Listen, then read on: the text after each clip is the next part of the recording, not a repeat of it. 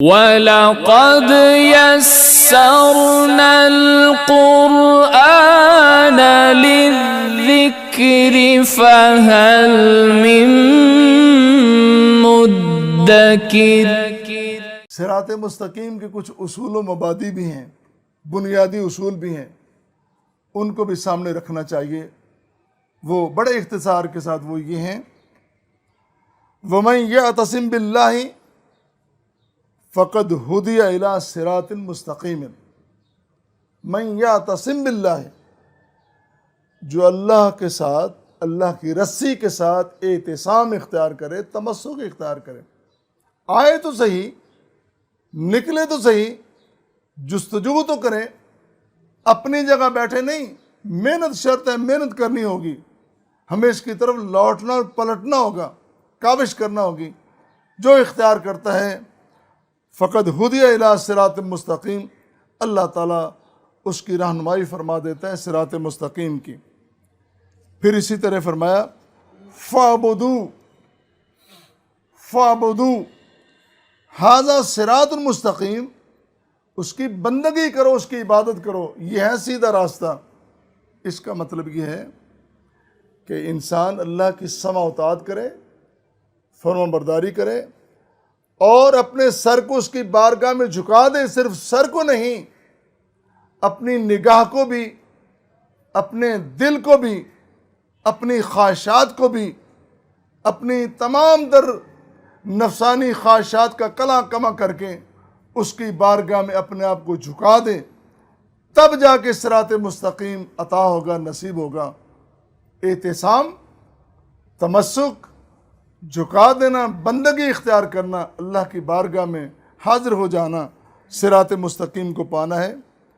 پھر فرمایا ان اعبدونی ھذا صراط مستقیم، میری بندگی کرو۔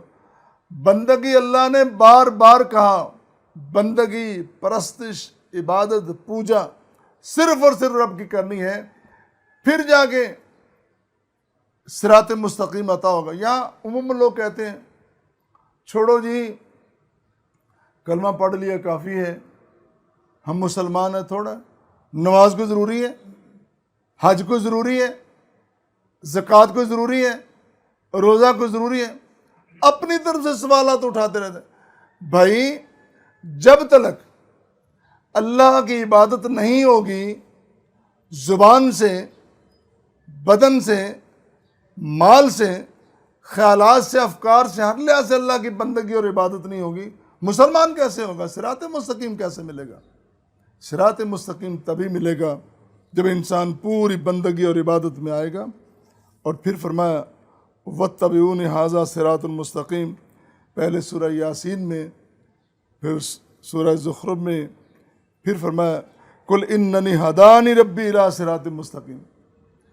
اے میرے پیغمبر کریم صلی اللہ علیہ وسلم، بلکہ تمام انبیاء اور رسل سے اعلان کروایا گیا، آپ اعلان کر کے لوگوں کو بتا دیں کہ میرا رب، اننی ہدانی ربی، میرے رب نے مجھے ہدایت کی، تبھی تو مجھے یہ صراط مستقیم عطا ہوا ہے۔ ہم تھوڑی سی نظر ڈالیں، یہاں بیٹھے ہوئے ہیں اتنے احباب، سارے ماشاءاللہ اہل علم ہیں اور اہل مصروفیت بھی ہیں، اہل شغل بھی ہیں۔ ہم سنڈے کا دن ہے، سبھی نے ہم نے آرام کے لیے رکھا ہوتا ہے۔ اگر اللہ کی توفیق نہ ہو، اللہ کی عطا نہ ہو، تو کس طرح ہم اپنی نیند کو قربان کریں؟ ہمیں اس بات پہ اللہ کا شکر ادا کرنا چاہیے کہ اللہ، عزیز ترین کام نیند بھی چھوڑی ہے تو تیری توفیق سے ہم نے، تیرے کرم سے چھوڑی ہے، اگر تو کرم نہ کرتا تو کس طرح تیری بارگاہ میں حاضر ہوتے ہیں۔ اور پھر آخر میں ایک بات عرض کر کے اپنی گفتگو کو بالکل ہی سمیٹتا ہوں، وہ یہ ہے، اللہ تعالیٰ کا جو قاعدہ ہے، قاعدہ یہ ہے وَإِنَّكَ لَتَهْدِي إِلَىٰ صِرَاطٍ مستقیم۔ اللہ، تو ہدایت دیتا ہے اور تو ہی دیتا ہے، تیرے علاوہ کوئی نہیں ہے۔ صراط مستقیم پہ صرف اور صرف تو ہی چلاتا ہے۔ اور صراط مستقیم کون سا؟ صراط اللہ الذی لہ ما فی السماوات والارض، راستہ اس کا ہے جس کا آسمان بھی زمین سب کچھ اس کا ہے، ندی نالے پہاڑ فضائیں ہوائیں سب کچھ اسی کا ہے۔ اسی اللہ کے صراط مستقیم کی ہم طلب کر رہے ہیں، اور پھر اللہ بار بار ہماری یہ گزارش استدعا ہے، ہمیں اس سیدھی راہ پہ چلا دے، پھر اس پہ گامزن رکھنا، پھر ثابت قدم رکھنا، اور پھر اس راستے پہ چلاتے ہوئے ہمیں ہماری منزل مراد اور منزل مقصود تک پہنچا دینا اور کامیاب فرما دینا۔